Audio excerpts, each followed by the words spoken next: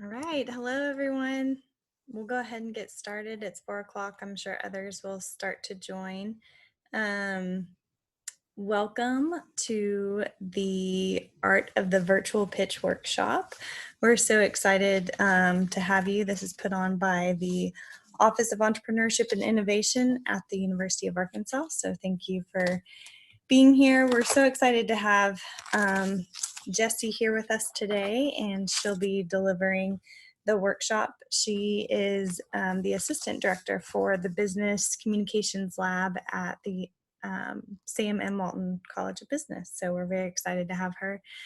As you know, this pandemic has really helped shift and shape how we are doing things, primarily making us all kind of live and breathe in this virtual environment. So originally this workshop was kind of going to be about creating a pitch and all of the tips and tricks to do that well, but Jessi has adjusted and really taken on, okay, within the virtual environment, how can you still be successful in creating a great pitch? So I'm really excited to hear everything she has for us today. She'll give you probably a couple of ground rules in terms of maybe using the chat function and some of the other things we can do within Zoom. So without further ado, I will turn it over to Jessi. Jessi, thank you for being here. Hi, Jessica. Thank you so much for having me. Welcome, everybody. Just a couple of things I'm going to start with. The first thing, actually, this might be the first Zoom meeting I've ever entered where everyone automatically mutes themselves. So thank you for that. That's one thing I was going to ask of everybody, to make sure that you have your microphone on mute so there's no noise interruptions. The second thing I'm going to ask is, as we move forward, if you have questions as I'm going, please put them in the chat box. I'm going to make sure I have the chat box pulled up. So any questions you might have, just go ahead and put them in the chat box as we're going, and hopefully I can kind of answer them as we go. And then of course, at the very end, if you have specific questions at the end, or if you reserve any of your questions for the end, we can, I can certainly answer them then.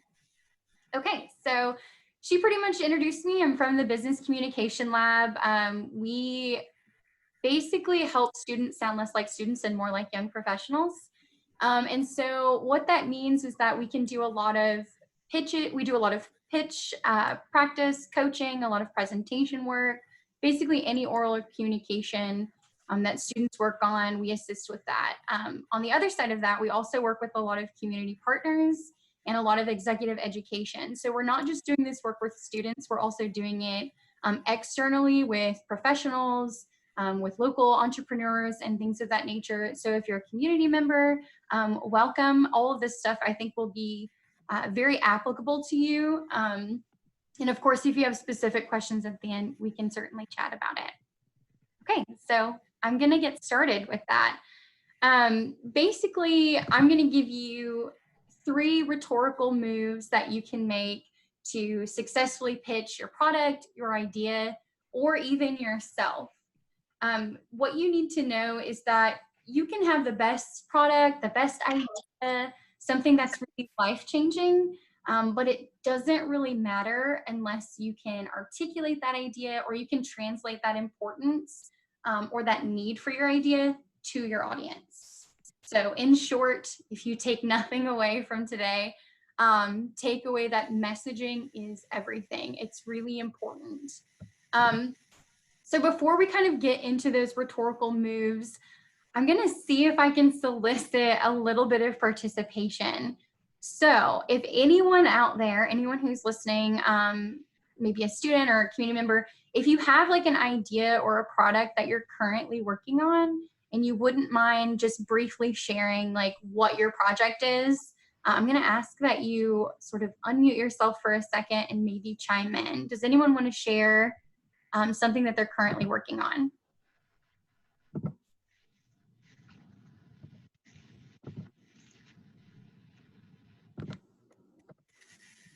All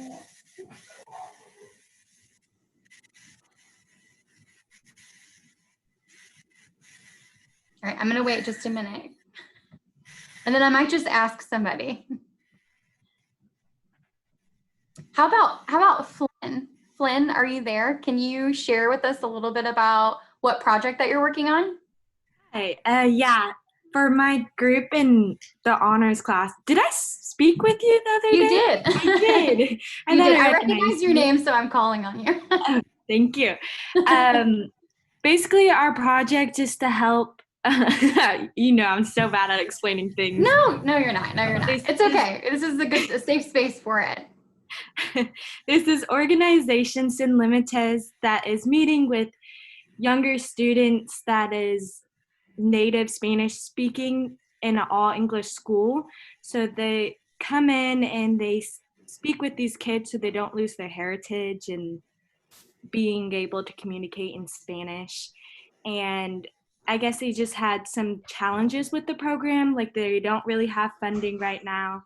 So our project is to help make the group more stable and continuous. So it's bringing in our idea was a training program to properly train these volunteers and help make it more continuous in the program, I guess. Great. That's great. Thank you for that. I'm actually going to ask you to do something a little bit harder now. Are you ready? Sure. Thank you for your participation. Okay, so you just shared your idea. Now I'm going to ask you to share it one more time, but could you explain like I'm 5? Sure. So the absolute simplest explanation, I want you to really think about explaining it to it like an actual 5-year-old. Explain like I'm 5. Tell me one more time what you're working on. So if you are a little kid and you speak Spanish, people come in and work with you, so you're still able to speak Spanish. But like for our projects, we're having the volunteers train the people that work with you so the kids are still able to communicate with you. Yeah. That's great. That's great. Thank you. I appreciate it. Okay. So what Flynn just did, right? If you heard Flynn the first time, you're probably not familiar with her project. You may not be in her field. You may not be in the field of teaching or programs or working with Spanish speaking populations. So a lot of what she said the first time may not have resonated with you, right? When the second time, it's really easy to understand because now she's eliminated all sort of barriers, all sort of technical terms, and we're just sorry, I was checking that message. Okay, so and you're just explaining it in the most simplest of terms. So kind of like this explain like I'm 5 situation. And I'm sure most of you have heard that, but I want to talk about why and how that's relevant to the kind of pitches that you want to create. So I'm going to tell you a quick story. A colleague of mine, he was working in a call center, and their job was to explain, like customers would call in and they would have to explain to them over the phone how to fix the technology or identify the problem of whatever technology they were working with. And during his training, he was told that whenever he spoke to the consumers, he needed to speak and explain the technology to the least sophisticated consumer. So what that means is that they had to break down these very difficult technical terms and make it easy for the least sophisticated consumer to understand.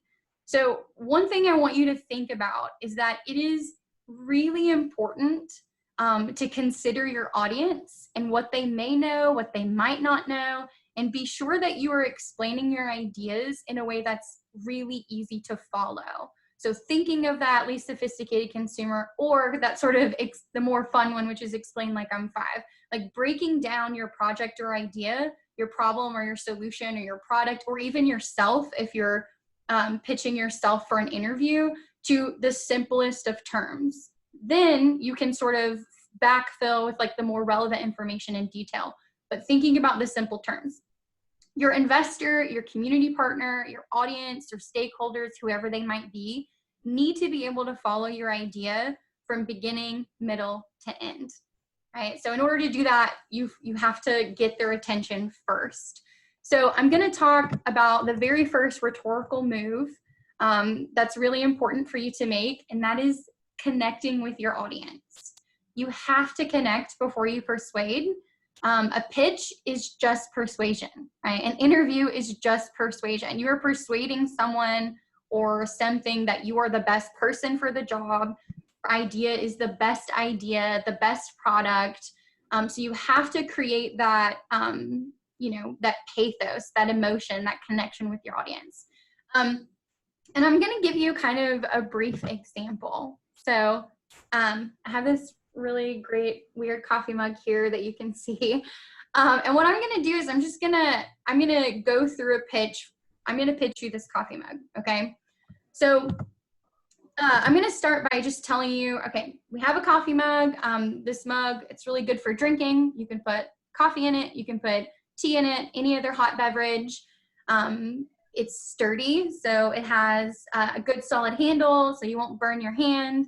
It's dishwasher safe. It's microwavable, so you can reheat, and you can you don't have to wash it by hand, and you're good to go. So if you were in the market for a mug, you may not buy this particular mug. Like, you may know you need a mug, but I probably haven't sold you on the mug. I probably haven't gotten your attention too quickly with this mug either. What I did was I just gave you what's called an objective approach. So I'm only focusing on the utility of the product, right? The usefulness of it, what it is and how it works and how you can use it.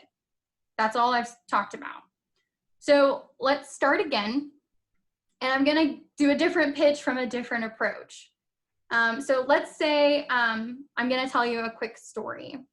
So my time in Fayetteville, Arkansas was really formative. I loved being at the University of Arkansas. And while I was at the University of Arkansas, my friends and I, we would meet at this local coffee shop. We would study weekly. We would talk about our struggles and our triumphs.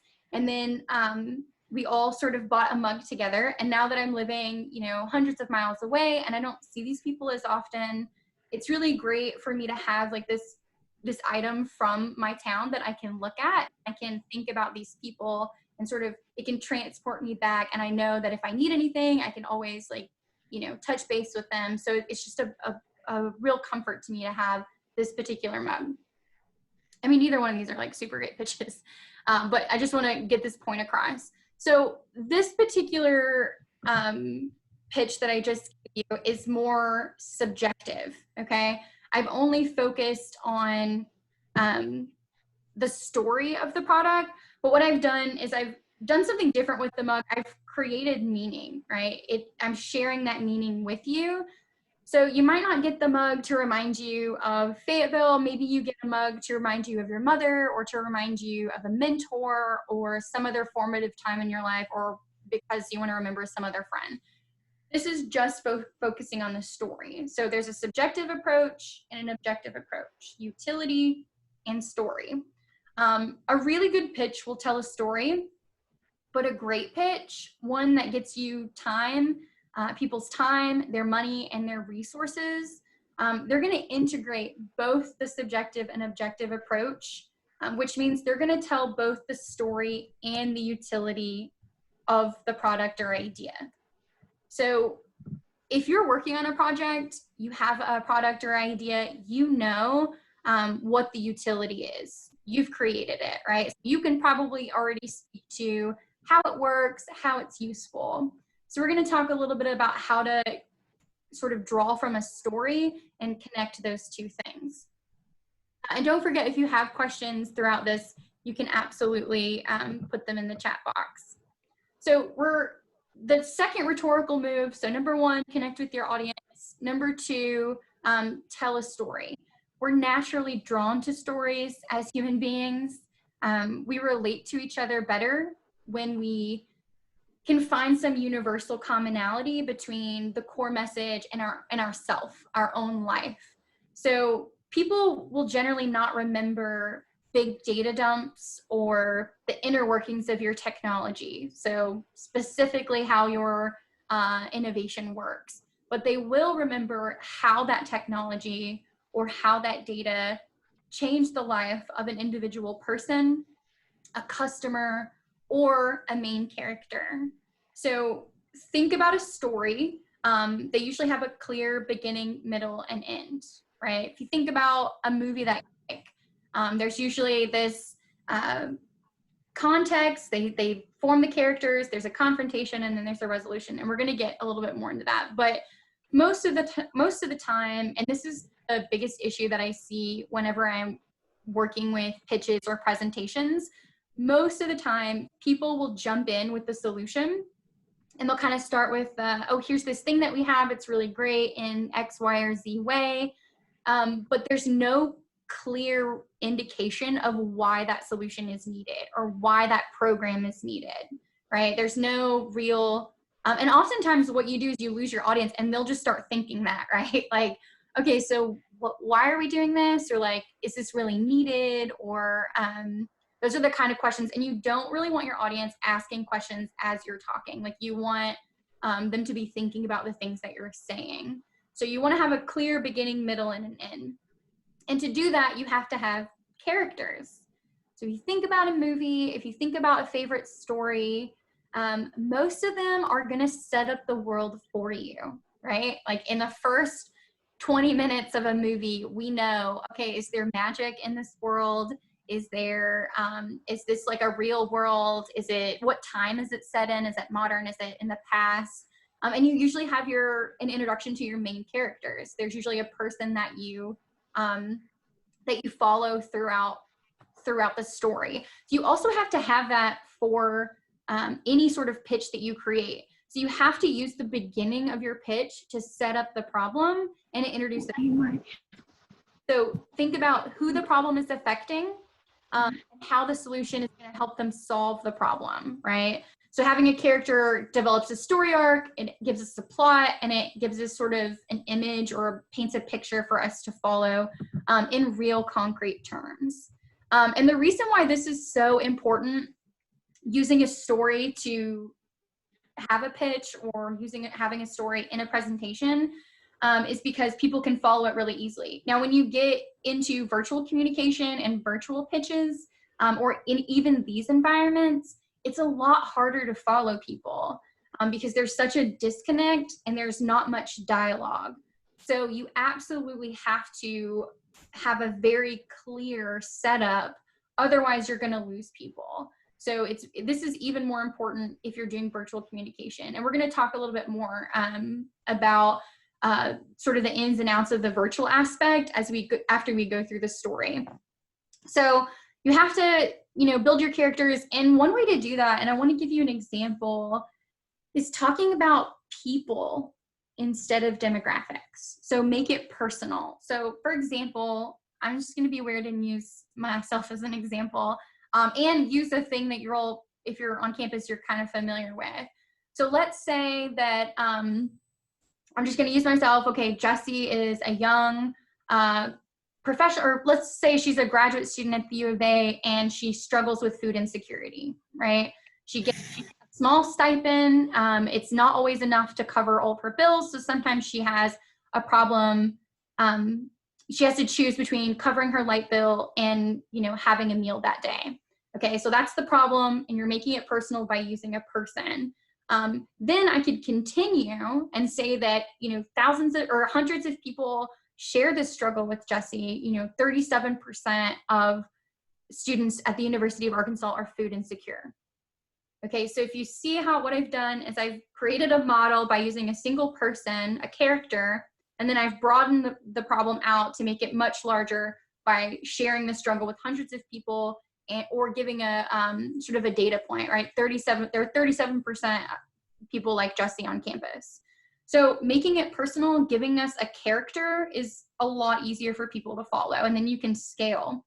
And now we can talk about how this is a problem for a lot of students, and then we can talk about how we want to solve it.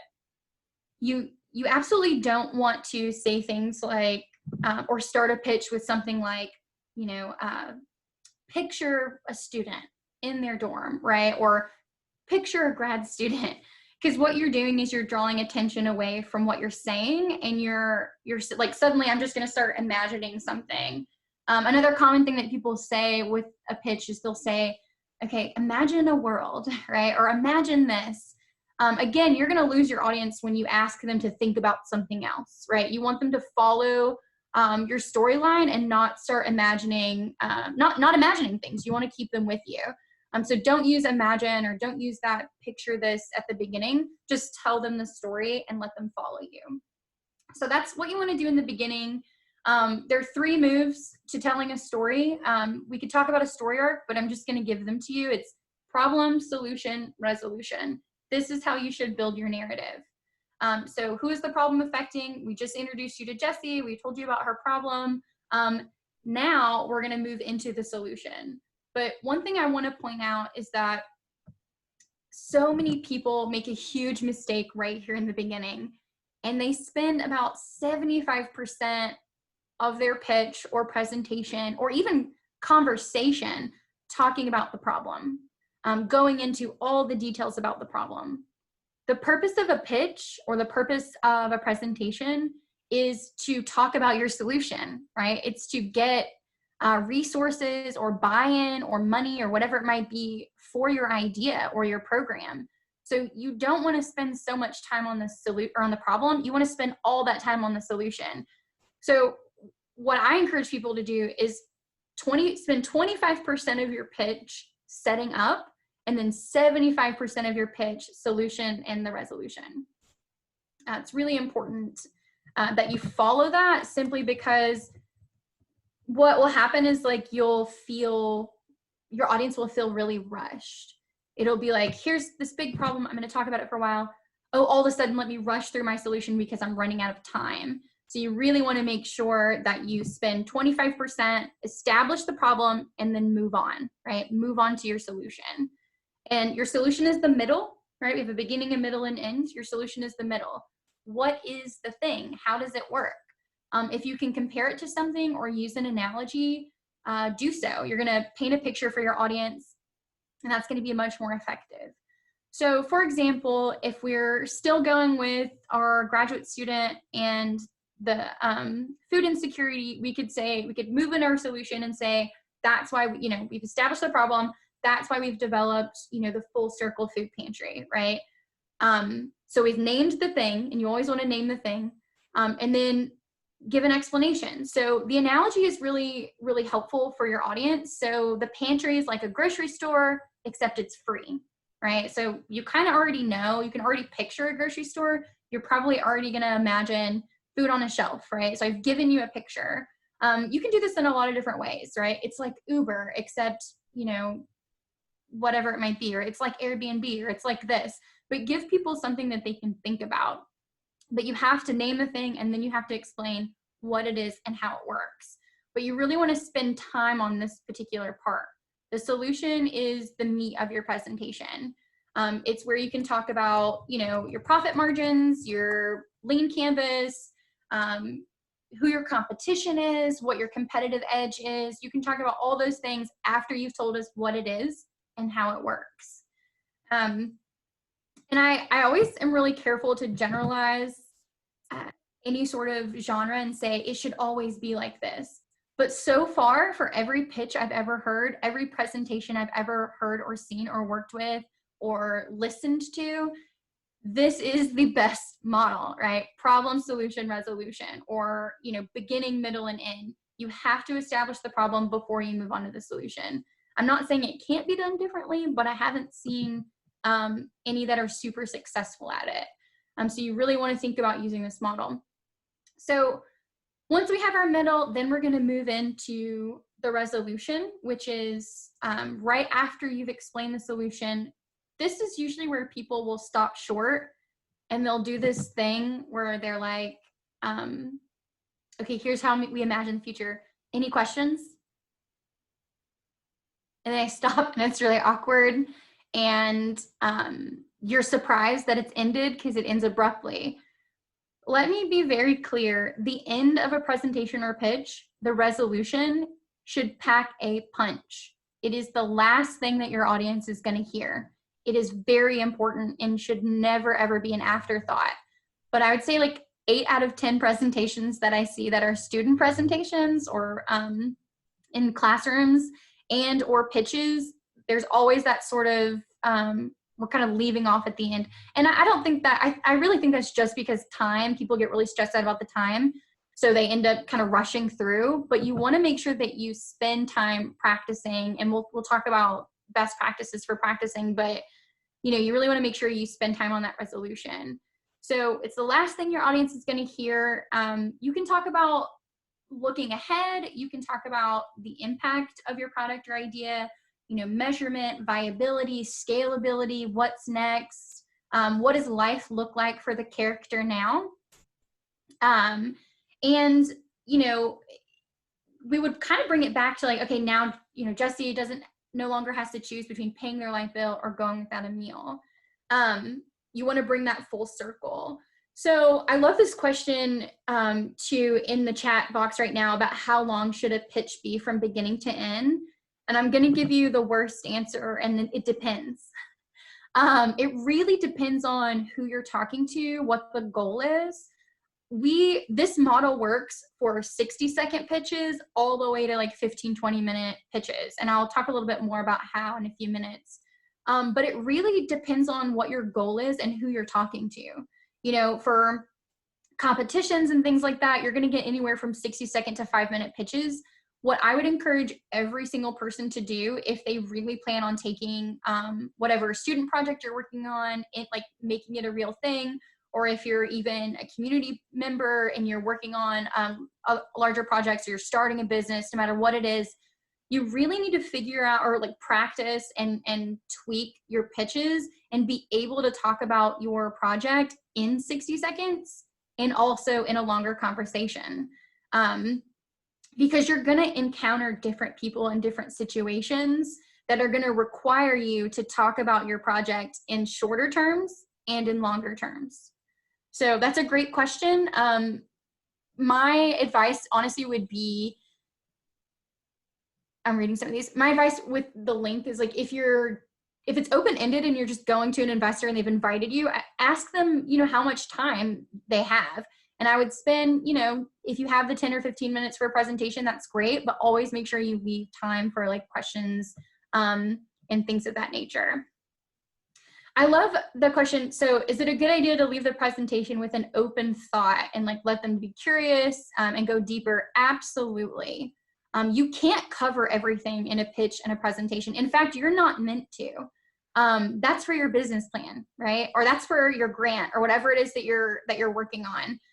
You can't really cover everything. And there's this really good phrase that we like to use at the BCL, and it's just, you only tell your audience what they absolutely need to know, which means some audiences are going to need to know more than others. So I think it's absolutely the goal of your presentation or pitch to leave your audience curious and wanting to know more. If you give a good pitch, I think that's exactly what it will accomplish. And the Q&A can be for, more intense conversations or more details. Now, if you are working with like investors, they're probably going to want to know a financial model. They're probably going to want to know about, profit margins, and, how is this going to make money if that's the goal of whatever your thing is. So you will get into those things if you're doing longer presentations or 15-minute presentations or pitching to investors, because they want to know, like, if I give you money, how is that money going to be used, right? So that's a really great question. If you've done this, if you've created a solid beginning, middle, and end, so your solution, your problem, and then your resolution, that resolution is the space to leave them kind of wondering more or looking ahead or talking about the scalability of your model, right? Now we've talked about, Jessi as a grad student. Now we're going to talk about how this is going to help, all grad students at the U of A, and maybe even beyond. Like, once we successfully do this at the University of Arkansas, we want to collect and keep data, and then we want to see if we can expand this or create a model for other universities. That's sort of the looking ahead aspect you can go into at the end and with the resolution. If you have an ask in your presentation or your pitch, it's usually going to be around this space, your resolution. However, it should be clear a little bit earlier, like, where those finances will go.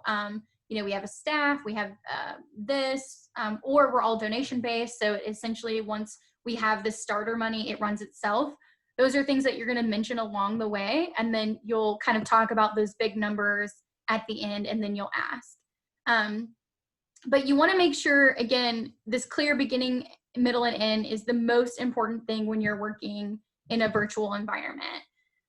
So the third rhetorical move, so we've talked about number one, connect with your audience. Number two, you must tell a story, and you can do that through the problem solution resolution model. The third rhetorical move is simplify, simplify, simplify. And this goes back to that question of what, how much detail, how long. But you're only telling your audience what you need to know. So you have to be adaptable. You should be able to move your story from 60 seconds to 15 minutes. Because, for example, if we talk about pitching yourself for a job, or you're interested in an employer, you're going to get a couple minutes with them maybe, or maybe you run into them at a networking event, or you're introduced quickly through a mutual friend or an event like at the Hub or Macmillan or something. You're going to have about 2 to 3 minutes to kind of sort of talk about yourself and kind of give that little pitch that you might give them. I'm actually a firm believer in no one actually does an elevator pitch. You don't really ever pitch to people. You're actually talking to people and building relationships. And I think that's really important to remember when you're thinking about pitches and presentations. But if you are sort of in that situation where you would talk about yourself in a shorter time, I mean, you're going to get in way more detail in an interview. So you're already adapting from talking about yourself in 2 to 3 minutes to, maybe 30, 40-minute interview. So it's the same thing for pitches. You have to be able to be adaptable. And then when you have that longer space, when you have more time, that's really when you can get into those sort of longer details about, your business plan or your finances or something along those lines. But just to be clear, you'll still have that main character, right? So you're still going to have a person that you need to follow. And that doesn't mean that you have to have an individual, you don't have to name, a person for whatever project you're working on. Sometimes it can be, students. That's more broad. You don't have to focus specifically on Jessi, the grad student, but maybe you are focusing specifically on undergrads or specifically on graduate students or students in general. All of this is possible. You don't always have to name a person, but you do want to make the problem personal, something that people can relate to, something that I, as the audience member, can find some commonality or relatability to that story. Because I am currently not a grad student, but I was at one time. So even if though I'm not in that position now, if I were to hear that, I would empathize with that because I've kind of been in that space or position. So you really want to create that sort of shared meaning. The longer the pitch, the more detail you can fill in. The shorter the pitch, the more you have to revert back to explaining I'm 5, right? But you're still doing it with problem, solution, resolution. And you really want to do it in the least amount of words possible. Excuse me. So remember, connection is key, and different audiences will value different things. So it's really up to you as the presenter or the person pitching to do some audience analysis first. Who are they? What do they value? Investors are going to probably care more about financial models. Community partners are probably going to care more about, how this impacts the community, or how your resources can be shared. Students are going to have different goals. Professors are going to have different goals. So you really want to think about who your audience is and make sure that what you include in your pitch or presentation is addressing that specific audience. So the last thing I'm going to talk about, so those are the 3 rhetorical moves that you want to use. The last thing I'm going to talk about is I'm going to kind of get into some more detail about how this translates virtually. But before I do that, if you have a specific question about the 3 things we just talked about, you can ask in a few minutes when we Q&A, or you can type it in the chat box now if you'd like to. So when you're communicating virtually, your message has to be more clear. It's you have to work harder when you're communicating virtually. we were kind of talking about this and among my office mates recently, my team members, about how we feel like we're working harder and getting less done in the current situation because you have to communicate almost 10 times more. You can't pop in someone's office and ask a question. You can't just like ask anyone about anything. You have to like craft an email, or you have to create a message, and it's just taking a lot more time. So there are a lot of differences between virtual communication and face-to-face communication.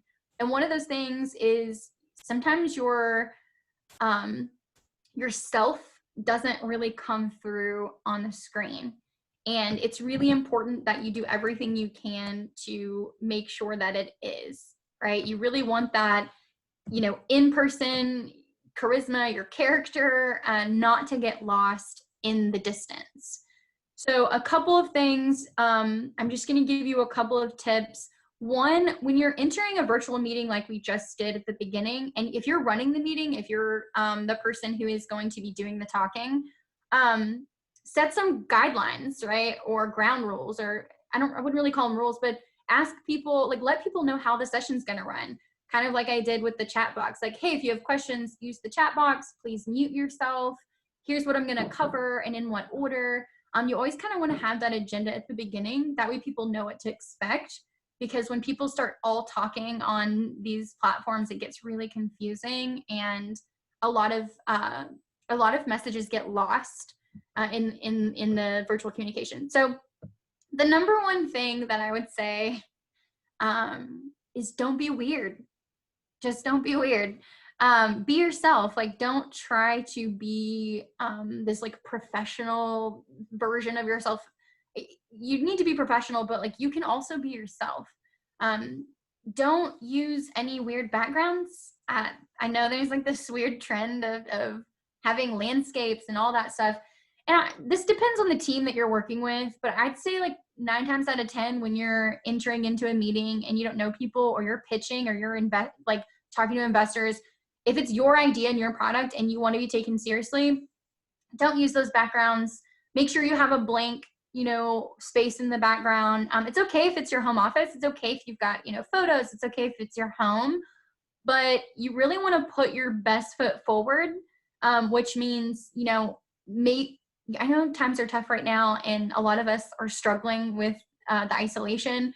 Maybe we're not cleaning our houses often, but you want to move. If you've got that pile of laundry, you just want to like maybe shove it in the closet and sit in a clean, open space, and kind of have that body language, you know, sit up straight, be confident, smile, you know, talk to them conversationally, and not monotone and kind of weirdly, like I don't know, some people do that when they get on screen. They just have this weird monotone thing. But just be yourself, because body language can absolutely still be read through a screen. In fact, people are paying a lot more attention to it. So if you're slouching, or you come in your t-shirt and you don't come sort of with your best professional persona and your best foot forward, people are going to notice that. And so you really want to make sure you're taking it seriously. Dress the part, even though you might be comfortable. Don't come in your t-shirt. Again, obviously if you're just like meeting with your classmates weekly and everyone's in their t-shirt, that's absolutely fine. But I'm talking about if you're giving a pitch, if you are going to be the center of the dialogue, then put your best foot forward. You also, if you're working in a team, and this is one of the biggest things I've seen, and from what I know about who my audience is right now, we have a lot of students who are working in a lot of teams, and most of you who are interested in continuing to start a business or create a real program and continue this after, after the classes are over. If you're in a team, do not sit back in the meetings, especially virtually. This is a space to show that you belong.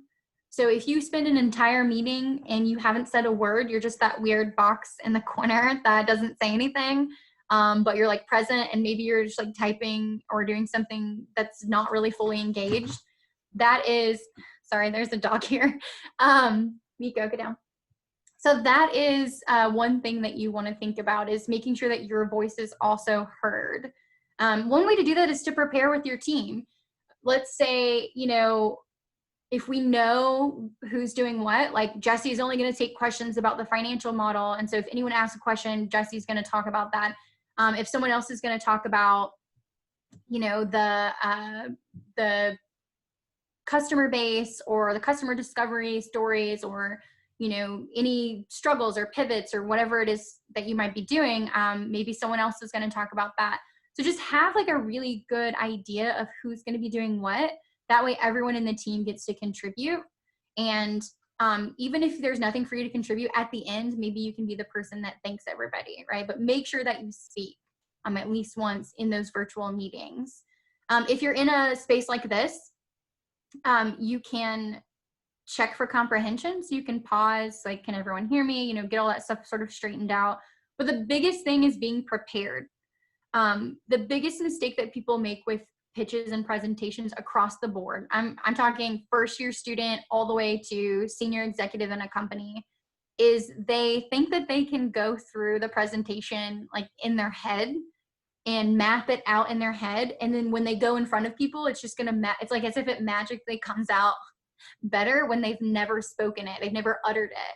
So rehearse. Practice makes permanent. It does not make perfect. So the more you get comfortable talking about your project, the more you talk about your idea or you pitch it out loud, whether it's in a mirror or to a colleague or to a peer or a mentor or, you know, your mom or your brother, whoever's around you in isolation right now, talk about it out loud, especially talk about it with people who don't know anything about what you're working on. That's where that least sophisticated consumer or explain like I'm 5 becomes really useful. They're going to ask you questions like, well, what does that mean? Or I don't quite get it. And that's really going to help you. But you absolutely want to talk about it out loud before you ever get in front of someone else, ever. This is the same for if you're interviewing for a job. Talk about yourself like out loud, again, to people you know. Or you can be like me. I remember just some job interviews. I answered that tell me about yourself question to myself in the car all the way there. You absolutely have, because if you don't do it out loud, it's going to be weird when you get there because you cannot do these things scripted. If you're doing a 60-second pitch, probably going to script a little bit. But if you're doing any other kind of pitches, you're mostly getting comfortable talking about the main points rather than scripting everything out. Because if you script it, you'll mess up. It's absolutely inevitable. You also want to speak slower than you would in person. I'm a very fast talker. This has been a challenge for me. I've worked on it for years and I still kind of talk fast in videos, but you absolutely want to make sure that you're speaking a little bit slower. You're pausing for comprehension. You're pausing for effect or for points that you're making. That way people can clearly and clearly understand you. If you're recording a pitch or recording a video, thank God for editing tools and re-recording. All of these things still apply. You can still, you still have to practice or you're not going to get it right in the first shot. You can also do a lot of editing, but you still want to tell a story. You still want to have the problem, solution, and resolution. So the very last thing I'm going to leave you with is how you tell your story. And I think this is really important.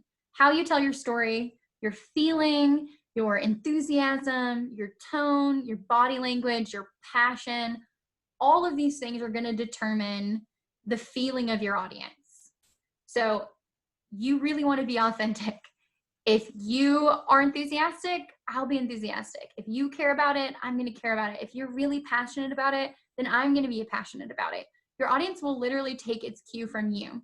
So just because you're in a video doesn't mean, you know, you have to script it or be weird or boring. You absolutely want to be yourself and you want to bring that passion and that creativity and your persona to your virtual communication, to your in-person pitches. Be conversational and just talk to your audience like people, because that's essentially what we are. So that's what I have for you. I'm going to throw it back to Jessica. I don't know if we're going to do Q&A, but I'm certainly open to questions if anybody has any, if they want to put them in the chat box or if they want to sort of speak up. I know Jessica is linking a survey in the chat box for all of you today. So if you want to click on that survey and complete that for us, that would be awesome.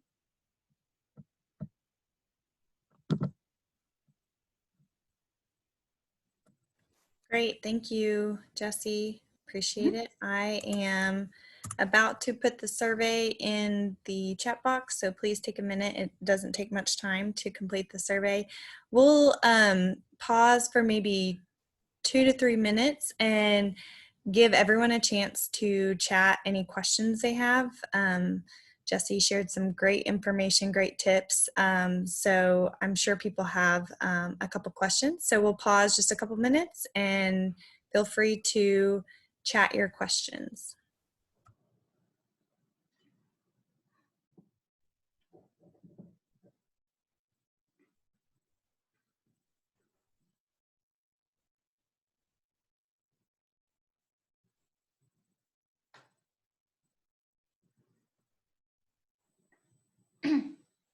Okay, I'm going to answer this question from Ollie. If the pitch and presentation is live, should my eye contact be fixed on the camera or the screen? That's a great question. I think when you open it up to the chat box, it kind of has to be on the screen a little bit because you're kind of keeping an eye on a couple of things. But I think a healthy eye contact is good, right? You don't want to be, I think some people think that you can like tape things around or like have paper or notes, but that's also kind of distracting. So you want to make sure that you're looking and you're talking. It's okay to glance away. It's okay to look at your notes if you have them. But just like you would in person, I think maintaining eye contact is important. It's a good question.